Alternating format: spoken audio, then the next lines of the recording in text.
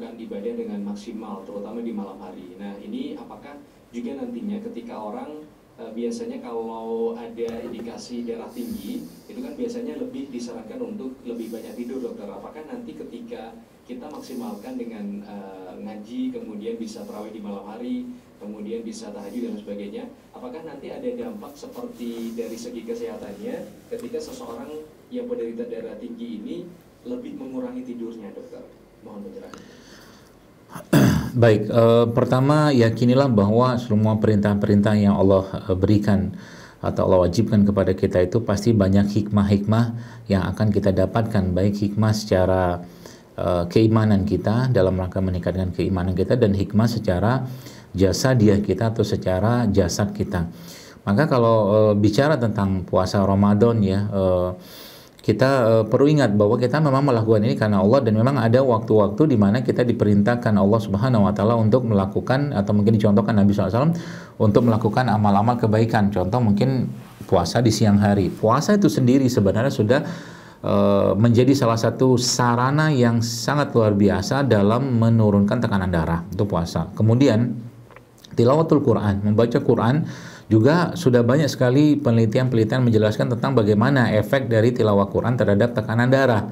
Jadi kalau di sini saja dua hal ini saja sudah kita kerjakan, itu kan sudah luar biasa, maaf.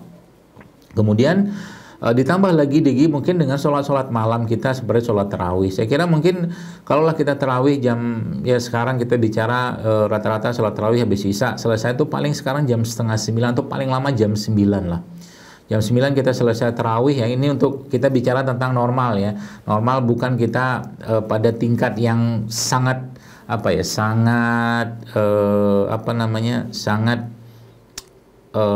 idealis ya gitu kan. Maksudnya idealis itu contohnya begini kan, para sahabat itu ada yang mulai dari isya tuh sampai subuh tuh nggak batal wudhu ya, betul-betul mereka beribadah gitu kan, dengan sholat dan baca Quran tuh lain cerita. Ini saya katakan ini normalnya gitu kan.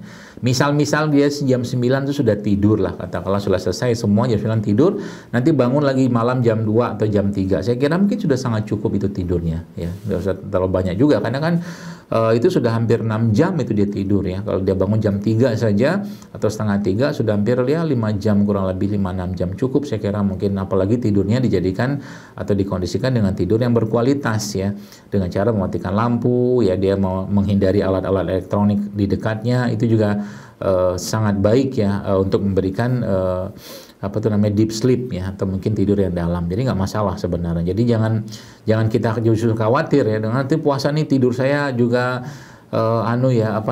berkurang, enggak lah ya. Insya Allah saya kira mungkin dengan standar normalnya kita, dengan tadi saya jelaskan dengan contoh tadi, saya kira mungkin tidak ada masalah ya.